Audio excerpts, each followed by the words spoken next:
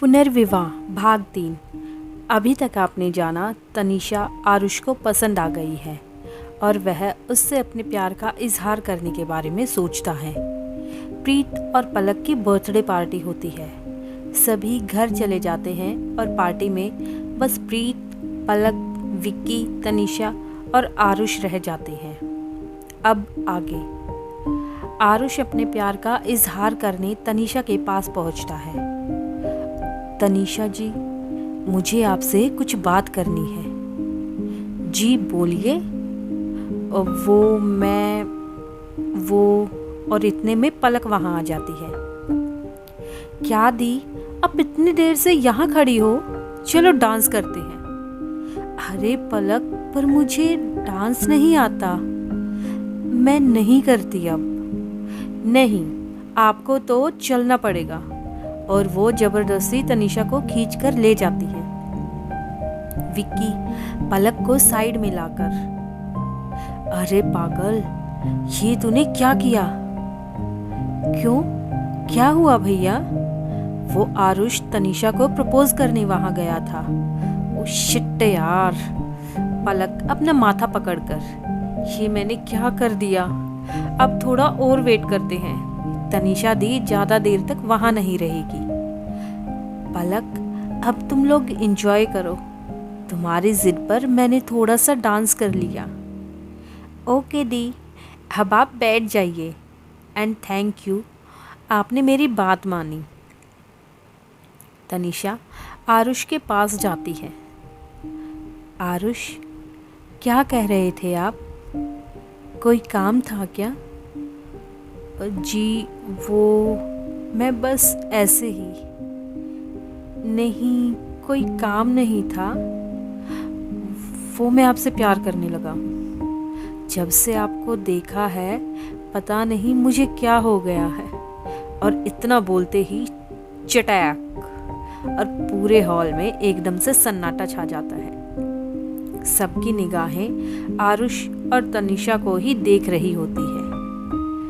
ज़्यादा कोई नहीं था वहाँ, बस पलक की 2 बेस्ट फ्रेंड और प्रीत का एक दोस्त। उन लोगों को शायद पलक ने पहले ही बता दिया था। इतने में तनीषा की आवाज़ आती है। आप लोग समझते क्या हैं अपने आप को? क्या है यह सब? यह सब नाटक करने के लिए मुझे यहाँ रोका था।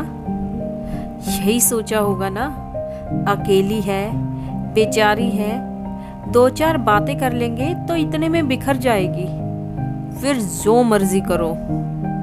नहीं, अब गलत समझ रही है। मैं प्यार करता हूँ। Shut up, just shut up. प्यार प्यार प्यार नहीं चाहिए मुझे किसी का प्यार। नफरत है मुझे इस शब्द से। आपके मम्मी पापा का बहुत बहुत शुक्रिया, जो उन्होंने हम पर भरोसा करके हमें अपने घर में रहने दिया। पर इसका यह मतलब नहीं कि मैं उनके लड़के के लिए कुछ भी करूं। आप लोगों का बहुत धन्यवाद। मैं जल्दी ही आपका मकान खाली कर दूंगी। विक्की भैया, प्लीज़ आप मुझे घर तक छोड़ने का कष्ट करेंगे, या आप भी इनके साथ मिले हुए हैं? जी, कैसी बातें कर रही हैं आप? वो तो बस आपसे। आरुष विक्की और अपना सिर ना में हिलाता है। पलक, तनीषा दी, प्लीज एक बार मेरी बात तो सुनिए। पलक, मुझे किसी की बात नहीं सुननी, बस मुझे घर जाना है, प्लीज।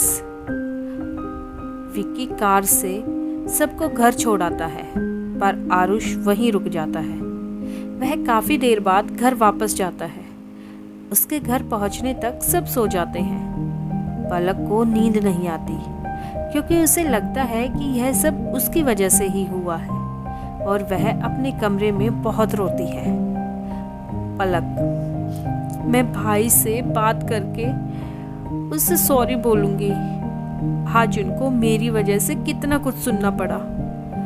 वो आरुष के कमरे में जाकर देखती है तो वहाँ आरुष नहीं होता। ऊपर सीढ़ियों की लाइट ऑन होती है तो वह छत पर जाकर देखती है। वहां आरुष अकेला खड़ा ऊपर की तरफ देख रहा था, जैसे भगवान से शिकायत कर रहा हो कि उसने ऐसा क्या किया है जिससे उसके दिल को बार बार दुखना पड़ता है। भाई, आई एम सो सॉरी, आपको मेरी वजह से आज इतना सहना पड़ा। इसमें आपकी गलती भी नहीं थी।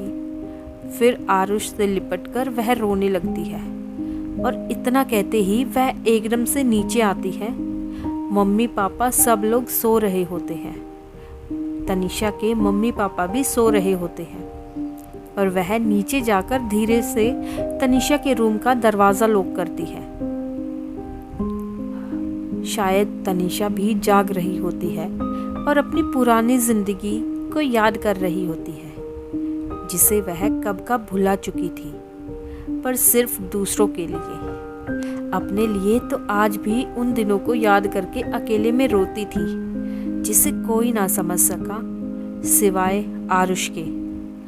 दरवाजे पर दस्तक से वो एकदम से चौंक जाती है और दरवाज़ा खोलती है। पलक, तुम इतनी रात को? और पलक सीधा अंदर आ करके गेट लॉक कर लेती है। तनिषा दी, यह आपने अच्छा नहीं किया। भाई की इसमें कोई गलती नहीं थी। आप उनके लिए गलत सोच रही है। माना कि आपके साथ धोखा हुआ है, पर भाई के साथ भी तो धोखा हुआ है।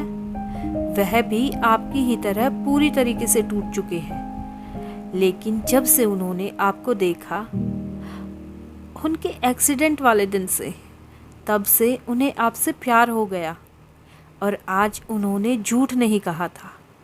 मेरे भाई ऐसे नहीं हैं जैसा आप उन्हें समझ रही हैं। क्या हुआ था उनके साथ? उनकी शादी पहले हो चुकी है। क्या? जी हाँ, आज से 2 साल पहले उनकी शादी हुई थी। भाई बहुत खुश रहते थे। कशिश नाम था उनका। कहाँ है आपके भाई की पत्नी? चली गई उन्हें छोड़कर। शादी के बाद से ही वह अधिकतर अपने मायके में रहती थी।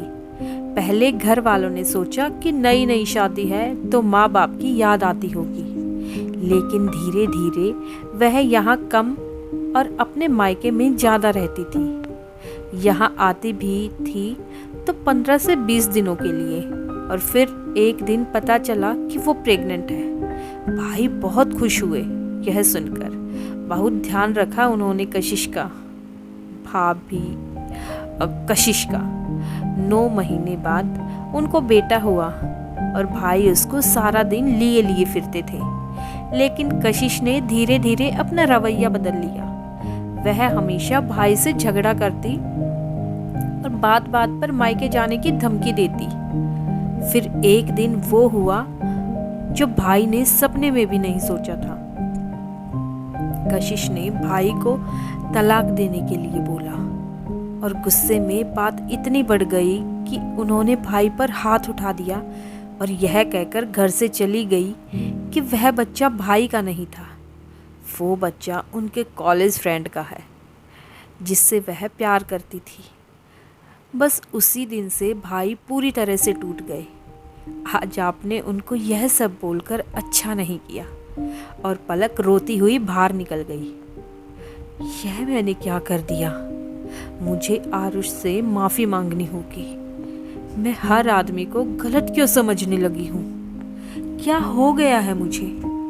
सुबह होते ही मैं सबसे पहले उनसे माफ़ी मांगूंगी। और सुबह जब तनिषा उठी तब तक आरुष जिम जा चुका था और उसे भी स्कूल जाना था, तो वह तैयार होकर स्कूल के लिए निकल गई। जब स्कूल से वापस आई तो पूछा, पलक आपके भैया कहाँ है? दी, उन्हें अपने दोस्त की शादी में शामिल होने के लिए जाना था, इसलिए वह विक्की भैया के साथ निकल गए। कब तक आएंगे? पता नहीं दी, शायद कल ही आए। तनिषा को बहुत बुरा लग रहा था आरुष के लिए और अपने उस दिन के बिहेवियर पर खुद पर बहुत गुस्सा आ रहा था। वो आरुष को जल्द से जल्द सॉरी बोलना चाह रही थी। और दूसरे दिन जब आरुष वापस आया तब तनीषा स्कूल में थी, और जब वह स्कूल से आई तब तक वो अपनी शॉप पर जा चुका था। तनीषा को सारा दिन हो गया था आरुष का वेट करते करते, और जब वह रात में घर आया तब तनीषा अपने किचन में खाना बना रही थी। आरुष घर आते ही सीधा अपने रूम में गया और तनीषा अपने रूम में आ गई। उसने आरुष को कॉल लगाया। एक बार में कॉल पिक नहीं हुआ तो उसने दोबारा ट्राई किया। हेलो। आरुष ने कॉल लिया। हेलो आरुष जी। जी तनीषा जी बोलिए। वो मुझे आपसे कुछ बात करनी थी। आप थोड़ी देर के लिए छत पर आ सकते हैं? जी मैं आ जाऊंगा। और कॉल कट कर देता है। तनीषा जल्दी जल्दी अपना काम खत्म करके छत पर जाती है। वहाँ आरुष पहले से ही खड़ा रहता है और तनीषा के आने की आहट सुनकर दूसरी साइड मुंह करके खड़ा हो जाता है। आरुष जी बोलिए, आपको क्या बात करनी थी? मैं उस दिन के लिए आपसे सॉरी बोलना चाहती थी। कोई बात नहीं, मैं ही थोड़ा जज्बाती हो गया था। शायद मुझे आपसे वह सब नहीं कहना चाहिए था। ऐसे ही वो थोड़ी देर शांत रहकर दोबारा बोलता है। पर एक बात कहूँ तनीषा जी, हम इंसान ना टूटने के बाद चाहे जितनी कोशिश कर ले सख्त बनने की, लेकिन कहीं ना कहीं और कभी ना कभी ऐसा ज़रूर होता है कि हम अपने आप से किए वादे से भी मुकर जाते हैं। वही दिन मेरी ज़िंदगी में भी आया था, इसलिए शायद मेरी सोच बदल दी। जब कशिश मुझे छोड़कर गई थी ना, तब मेरे कुछ समझ नहीं आ रहा था कि मैं क्या करूं। मैं सिर्फ यही सोच रहा था कि आखिर मैंने कहाँ कमी छोड़ दी। उसने ऐसा किया, मैं उस बच्चे को एक्सेप्ट करने के लिए भी रेडी था, पर वह मुझे एक बार समझती तो। और जब मैं उसके जाने के बाद टूटा तब मुझे लगा कि शायद मैं ही कहीं ना कहीं गलत था। किसी को इतना प्यार भी नहीं करना चाहिए कि अपना आत्मसम्मान ही खो दे। तब से मुझे लगने लगा था कि प्यार इस दुनिया में होता ही नहीं है। लेकिन उस दिन आपने जब मेरा कंधा पकड़कर मुझे संभाला था ना, तब मैंने आपकी आंखों में भी वही दर्द देखा था जो किसी अपने के जाने पर होता है।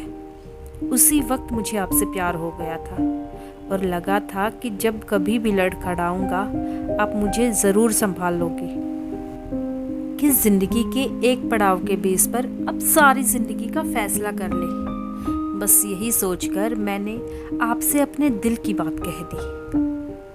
कोई बात नहीं जी, हर इंसान के अपने फैसले होते हैं। आपका भी था। मुझे आपसे कोई शिकायत नहीं है। मैं बस इतना कहना चाहता था कि उस दिन के मेरे इरादे आपको लेकर कभी गलत नहीं थे। सॉरी, उस दिन के लिए मेरी वजह से आपको तकलीफ हुई। तनीषा, नहीं आरुष जी, आपकी कोई गलती नहीं थी। मैंने ही आपको गलत समझा और गुस्से में ना जाने क्या क्या बोलती गई आपको। मैं बहुत शर्मिंदा हूँ उस चीज़ के लिए, लेकिन मैं भी हालातों की वजह से चिड़चिड़ी हो गई थी। पल पल रुककर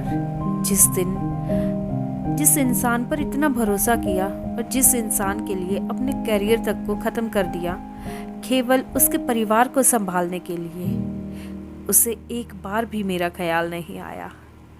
अगर कहीं मेरे प्यार में कमी थी तब भी बच्चे तो उसके अपने थे ना। आरुष जी, मैं लोगों के सामने कभी नहीं रोई, हमेशा ऐसे ही रहती थी जैसे मुझे कोई फ़र्क नहीं पड़ता। कोई कहीं भी जाए पर मुझे फ़र्क पड़ता है। मैं अंदर से टूटी हुई हूँ। आखिर क्यों मेरे साथ ऐसा हुआ? और इतना कहकर तनीषा ज़ोर ज़ोर से रोने लगी। आरुष ने भी उसको चुप नहीं कराया ताकि मन हल्का हो जाए। और थोड़ी देर बाद, तनीषा जी, अभी आपके आगे बहुत बड़ी लाइफ पड़ी है। एक समय में आपको ही अकेलापन बहुत खा लेगा। मेरी बात अगर आप माने तो मैं यही कहूँगा कि आपको भी अपनी ज़िंदगी में आगे बढ़ना चाहिए। और तनीषा नीचे सिर करके हाँ में सिर हिलाती है और जाने लगती है कि तभी आरुष चिल्लाता है, तनीषा जी। और तनीषा पीछे मुड़कर देखती है, जी मैं अभी भी आपसे प्यार करता हूँ। और तनीषा के चेहरे पर थोड़ी सी मुस्कुराहट आ जाती है, जिसे आरुष देख लेता है और तनीषा नीचे चली जाती है। थोड़ी देर बाद आरुष भी अपने रूम में आ जाता है और चेहरे पर अलग ही खुशी होती है। पलक आरुष को देखकर, भाई क्या हुआ आपको इतना खुश? अच्छी बात है, पर हुआ क्या? अरे कुछ नहीं पगली। और पलक नीचे आती है, वहां देखती है तनीषा के चेहरे पर भी एक अलग ही चमक थी और वह गाना भी गाए जा रही थी। अब यहाँ तनीषा दी को क्या हो गया? वहाँ भाई पगलाए जा रहे हैं और यहाँ इनका एक नया रूप देखने को मिल रहा है। वैसे कभी मनाए मनाए गाना नहीं गाएगी और आज देखो अलग ही सुर चल रहे हैं। लगता है दोनों की कुछ तो बात हुई है। लेकिन यार इन दोनों को मेरा ही बर्थडे खराब करना था। पर कोई नहीं यार, भाई के चेहरे पर दोबारा मुस्कान तो आई ना। और पलक तनीषा के रूम में जाती है और दरवाजे पर ही जोर से चिल्लाती है, बोल चंडालिका माता की जय। और तनीषा मुस्कुराकर उसको देखती है, अरे आज तो गाना गा रही हैं आप? हाँ वो बस ऐसे ही। ओहो, तो बस ऐसे ही? पहले तो कभी ऐसा नहीं हुआ। आज कुछ खास हो गया क्या आपके साथ? तनीषा बोलती है, बताऊं तुझे क्या खास हुआ है? अरे नहीं दी, वो तो मैं बस ऐसे ही मजाक कर रही थी आपसे। सॉरी। वैसे एक बात बोलनी थी आपसे। बोल। वो मुझे बोलना था, आई लव यू। शैतान लड़की, रुक, तुझे अभी बताती हूँ। और पलक वहां से भाग जाती है और तनीषा भी आराम करने के लिए लेट जाती है कि तभी व्हाट्सएप पर एक मैसेज आता है। ओपन करके जब वो देखती है तो आरुष का मैसेज होता है, ज़्यादा सोचिए मत, डिसीजन बेकार नहीं जाएगा आपका, हाई प्रॉमिस। और मैसेज रीड करके लेट जाती है, पर आज आंखों में आंसू नहीं बल्कि एक अलग ही चमक थी। दूसरे दिन जब वह उठी तब उसके चेहरे पर मुस्कान थी और वो जल्दी जल्दी स्कूल के लिए रेडी भी हो रही थी और बच्चों को भी तैयार किया और अपना लंच बॉक्स लेकर स्कूटी निकालने लगी। और जैसे ही बाहर आई वहाँ उसने आरुष बैठा दिखाई दिया। शायद आज वो जिम नहीं गया। तनीषा ने आरुष को देखकर स्माइल की और आरुष भी उसे देखकर मुस्कुराया। तनीषा ने अपनी स्कूटी स्टार्ट की लेकिन वह स्टार्ट नहीं हुई। अरे अब इसको क्या हो गया? यह क्यों नहीं चल रही? अब स्कूल कैसे जाऊंगी? क्या हुआ तनीषा जी स्कूटी को? पता नहीं क्या हो गया, स्टार्ट ही नहीं हो रही। चलिए मैं छोड़ देता हूँ आपको, आइए। अरे आप क्यों परेशान हो रहे हैं? इसमें परेशान होने वाली कौन सी बात? मैं भी आज जिम नहीं गया, वहाँ से जिम निकल जाऊँगा। और आरुष अपनी बाइक निकालता है और दोनों निकल जाते हैं। आरुष थोड़ी देर चुप रहा। तनीषा जी, मुझ में कोई खराबी है क्या? नहीं आरुष जी, आप में कोई खराबी नहीं, पर हम दोनों के रिश्ते को लेकर लोग बहुत सवाल करेंगे। मैं आपके घर में किराएदार हूँ, लोग पता नहीं क्या क्या सोचेंगे और क्या क्या बोलेंगे। तनीषा जी, प्यार किराएदार या मकान मालिक देखकर नहीं होता, वह तो बस हो जाता है। आरुष जी अब समझ नहीं रहे हैं। आप नहीं समझ रही हैं। लोगों के कहने की वजह से अब शादी के नाम पर किसी के साथ समझौता कर लेंगी। मैं आपसे सच में बहुत प्यार करता हूँ, पर आरुष जी यह मेरे लिए आसान नहीं है। तनीषा जी, लोग क्या सोचेंगे इस रीजन के अलावा अगर कोई दूसरा रीज़न है आपका तो इतने में स्कूल आ जाता है। तनीषा जी जवाब दीजिए। और तनीषा बाइक से उतरकर सीधा स्कूल में चली जाती है। मैं जानता हूँ कि आप भी मुझको पसंद करती है, बस लोगों का डर आपको कुछ बोलने नहीं दे रहा। कोई बात नहीं, अब प्यार किया है तो निभा के रहूँगा और आपके दिल की बात भी बाहर निकलवा कर रहूँगा, माय फ्यूचर वाइफ। और दोपहर में स्कूल की छुट्टी के बाद तनीषा घर आने के लिए ऑटो का वेट करती है कि तभी आरुष एकदम से आ जाता है। मेरा वेट कर रही थी? और तनीषा मुस्कुराते हुए, नहीं, ऑटो वाले का। वो तो नहीं दिख रहा यहाँ पर। आप कहे तो मैं छोड़ दूँ घर तक आपको? जी, मैं चली जाऊंगी, और सुबह के लिए बहुत बहुत शुक्रिया। एक्चुअली मेरा घर भी वही है ना, और ऐसे धूप में आप वेट करती अच्छी नहीं लग रही। तो चलिए मेरी लैला के साथ ही चलते हैं। लैला? कौन लैला? अरे मेरी बाइक। अब चलिए भी, और कितना भाव खाएंगी। फिर दोनों निकल जाते हैं। आपने फिर बताया नहीं, लोग क्या सोचेंगे? इसके अलावा कोई दूसरा रीज़न है आपका? जी मुझे नहीं पता, अब चुपचाप गाड़ी चलाइए। नहीं, मैं तो नाच के ही गाड़ी चलाऊंगा। आप बोरिंग हो पर मैं नहीं हूँ, और वैसे भी मुझे कुछ दिनों पहले ही एक लड़की से प्यार हुआ है, तो मैं तो वैसे भी आजकल रोमांटिक मूड में रहता हूँ। अच्छा, वैसे वो लड़की ही है ना? कोई 2 बच्चों वाली औरत तो नहीं? मेरा मतलब फिर आपके रोमांटिक मूड का उसके बच्चे सत्यानाश ना कर दे। नहीं, उसके बच्चे बहुत प्यारे हैं। वो बिल्कुल दखल नहीं करेंगे अपने मम्मी और होने वाले पापा की लाइफ में। अच्छा, इतना कॉन्फिडेंस? बिल्कुल वैसे ही जिससे मैं प्यार करता हूँ वह मान नहीं रही है। क्या आप मेरी हेल्प कर देंगी उसको समझाने में? वैसे क्या समझाना है उसको, मतलब आपके प्यार को? यही कि लोगों की परवाह करती रहेंगी तो यह जिंदगी निकल जाएगी। कुछ तो लोग कहेंगे, लोगों का काम है कहना। और तनीषा चुप रह जाती है और थोड़ी देर में ही घर आ जाता है। बच्चा पार्टी दोनों एक साथ घर आते ही दोनों से लिपट जाते हैं। रिद्धि आरुष की गोदी चढ़ जाती है और शिव अपनी माँ तनीषा से लिपट जाता है। आरुष तनीषा से कहता है, देखो तनीषा जी, मैंने कहा था ना, बच्चे बहुत प्यारे हैं। और तनीषा उसकी बात सुनकर मुस्कुरा देती है कि तभी तनीषा की माँ भी वहाँ आ जाती है।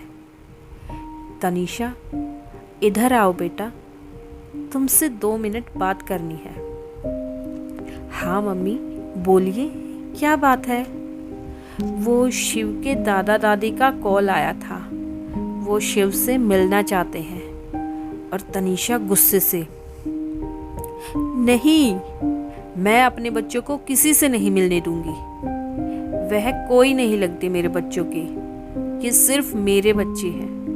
मम्मी, अगर अब कॉल आए तो साफ साफ मना कर देना। कोई नहीं रहता उनका यहाँ, और मैं बहुत पहले वो रिश्ते पीछे छोड़ आई हूँ। मेरा कोई लेना देना नहीं है उनसे, ना उनका मेरे बच्चों से। बेटा मेरी बात तो सुन एक बार। मम्मी, आप भी कैसी बात कर रहे हो? आप सब कुछ जानते हो, मैं कैसे रही हूँ इतने साल, कैसे घुट घुट के जी हूँ, फिर भी आप ऐसा बोल रही हो। आरुष चाह कर भी तनीषा को नहीं संभाल पाया और चुपचाप ऊपर अपने कमरे में जाकर गेट बंद करके लेट गया। बेटा, शिव के दादाजी की तबीयत खराब है, वो बस उसे एक बार देखना चाहते हैं। मम्मी, मैं नहीं जा पाऊंगी दोबारा उस घर में, आप प्लीज समझने की कोशिश करो। बेटा, बस एक बार, और शायद आखिरी बार हो, उस घर में मैंने उनको हाँ बोल दिया है। मेरी बात का मान रख ले। और तू तो जानती है ना कि शिव अपने दादाजी के कितने करीब था। वह बस उसी को देखने के लिए तरस रही है। ठीक है मम्मी, मैं कल सुबह निकल जाऊंगी। और यह शब्द शायद आरुष के कानों तक पहुंच गए थे। उसे पता नहीं अंदर ही अंदर कैसा लग रहा था। एक बेचैनी सी हो रही थी और मन बहलाने के लिए वो छत पर टहलने निकल गया कि तभी छत पर पलक आती है। भाई, आपने सुना? तनीषा दी कल वापस अपने पुराने ससुराल जा रही है। हाँ बेटा, वह शिव के दादाजी की थोड़ी तबीयत ठीक नहीं है और वह शिव से मिलना चाह रहे हैं, बस इसीलिए जा रही है वहाँ पर। अगर उन लोगों ने तनीषा दी पर दबाव डाला या फिर शिव को देने के लिए, तो ऐसा कुछ नहीं होगा बेटा। तनीषा जी ऐसा कुछ होने ही नहीं देंगी और अब उनसे कोई लेना देना नहीं है। तनीषा रात में अपने कमरे में कल के बारे में सोच रही होती है कि तभी आरुष का मैसेज आता है। आप चिंता मत करो, कुछ नहीं होगा, और अगर आप कहें तो मैं चलूंगा आपके साथ गाड़ी लेकर। नहीं, आप परेशान मत होइए, मैं बस से चली जाऊंगी और वैसे भी आपके जाने से वहां के लोग बात का बतंगड़ बना लेंगे। तनीषा जी, फिर लोगों की बात? सॉरी आरुष जी, पर मैं किसी को कहने का मौका नहीं देना चाहती। ठीक है, पर आपके साथ मैं ड्राइवर को भेज दूंगा। अब इसके लिए आप मना मत करिए प्लीज़। ठीक है, मैं कल पापा से बात करती हूँ। Good night. Bye. Good night Tanisha ji. और दूसरे दिन तनीषा जाने के लिए तैयारी करती है। वैसे तो बस जाना और आना था, फिर भी बच्चों के और अपने एक जोड़ी कपड़े रख लिए। अगर ज़रूरत पड़ी तो और गाड़ी के लिए तो खुद संजय जी ने मुकेश जी से बात कर ली थी। आरुष भी बच्चों के लिए रास्ते में खाने के लिए कुछ चिप्स कुरकुरे वगैरह ले आया। तनीषा जी, यह चॉकलेट आपके लिए। पर यह क्यों? बस ऐसे ही ख्याल रखिएगा अपना और बच्चों का भी, और जल्दी आइएगा। अभी आपको मेरी हेल्प भी करनी है ना, मेरे 2 बच्चों वाली माँ वाली गर्लफ्रेंड को मनाने में। और तनीषा को हंसी आ जाती है। चलिए अब चलती हूँ, आई होप सब अच्छा हो। बाय बाय तनीषा जी। एक बात और। हाँ बोलिए। I really love you. और तनीषा चुप रहती है और नीचे सर कर लेती है और सबको बाय बोलती हुई निकल जाती है। पर आरुष का मन तो अभी भी वही था। उसे अजीब सा डर लग रहा था कि कोई दोबारा उसकी दुनिया बर्बाद करके ना चला जाए, उसकी तनीषा को कोई उससे छीन ना ले। उसे बस इसी सोच में उसे सारा दिन निकाल दिया और घर आते ही साथ में खाना खाकर अपने रूम में चला गया। तनीषा को कॉल लगाया पर नहीं लगा और थोड़ी देर बाद तनीषा ने खुद कॉल किया। एक रिंग में ही आरुष ने कॉल रिसीव कर लिया। अरे, इतनी जल्दी रिसीव कर लिया? तनीषा जी, आप ठीक तो है ना? और बच्चे ठीक है ना? मैं ठीक हूँ, अभी रास्ते में ही हूँ, बस पहुँचने वाली हूँ। बच्चे भी ठीक हैं और ठंडी हवा लगने के कारण सो गए दोनों। ठीक है, अब ध्यान रखना अपना और बच्चों का भी। कोई भी प्रॉब्लम है तो प्लीज़ कॉल कर देना। हाँ आरुष जी, कोई दिक्कत होगी तो मैं कॉल करके बता दूंगी आपको। अच्छा, ओके बाय। और आरुष कॉल कट करके सीधा तनीषा के सपनों में खो जाता है। जैसे ही तनीषा वहां पहुंची, गेट पर सबसे पहले पार्थ दिखा। पहले से काफी दुबला। उसने शिव को देखकर उसकी तरफ हाथ आगे बढ़ाया ही था कि तनीषा ने तुरंत शिव को उससे दूर कर लिया। उसने रिद्धि को भी लेना चाहा, पर तनीषा ने उसे अनदेखा करके अंदर की तरफ बढ़ गई। वह पीछे से आवाज देता रहा, पर तनीषा ने उसकी एक नहीं सुनी। जैसे ही तनीषा अंदर गई, वहाँ उसकी सास बैठी थी और ससुर बिस्तर पर लेटे हुए थे। उसने अपनी सास के पैर छुए। आखिर संस्कार तो उसकी माँ ने उसे दिए ही थे। उसने शिव को भी पैर छूने के लिए बोला। दोनों बच्चों को इतने साल बाद देखकर उसके सास ससुर दोनों लोगों को रोना आ गया। शिव भी अपने दादू को भूला नहीं था, तो वो उसके पास जाकर बैठ गया। रिद्धि को कुछ याद नहीं था, तब वह बहुत छोटी थी और थोड़ी देर बैठने के बाद उसने जाने की इजाज़त मांगी। मम्मी जी, अब मैं जा रही हूँ, अपना ख्याल रखना। बेटा, इतनी रात को क्यों वापस जा रही हो? सुबह निकल जाना। नहीं, कोई दिक्कत नहीं है, गाड़ी है, सुबह तक पहुँच जाऊंगी वापस। कि तभी शिव के दादा बोले, बेटा आज रुक जाओ और इसी बहाने शिव को भी जरा जी भर कर देख लूँगा।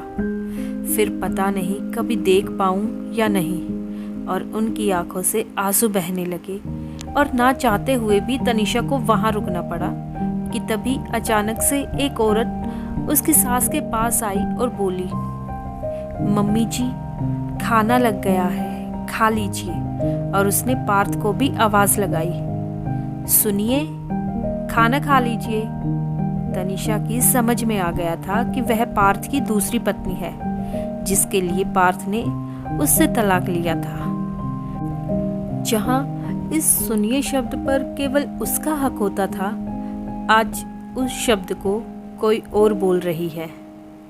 एक बार फिर तनीषा अपने अंदर आंसुओं का समंदर दबाए वहीं बैठी रही। पता नहीं भगवान ने औरत को कितना मजबूत बनाया है। जहाँ उसे लड़ना चाहिए वहाँ वह शांत हो जाती है, और जहाँ उसे रोना चाहिए वहाँ वह अपने आंसुओं को पी जाती है।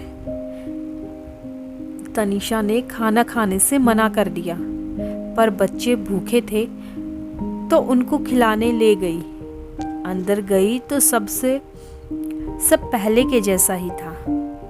उसे अपने किचन को देखकर फिर से वही पल याद आने लगे, कैसे वह हर एक डिब्बे को अपने तरीके से लगा कर रखती थी। किचन के हर कोने को छूकर उसकी दीवारों को महसूस कर रही थी। इससे पहले उसकी आंखों से आंसू निकलता वह बाहर की तरफ आ गई। क्या तनीषा पार्थ को देखकर वापस से कमजोर पड़ जाएगी? क्या आरुष एक बार फिर से अकेला रह जाएगा? जानेंगे अगले और अंतिम भाग में। सो फ्रेंड, अगर आपको मेरी आज की वीडियो पसंद आई हो तो वीडियो को लाइक, शेयर और कमेंट ज़रूर कीजिए। और अगर आपने चैनल को अभी तक सब्सक्राइब नहीं किया है तो जाके चैनल को सब्सक्राइब ज़रूर कीजिए। Thanks for watching.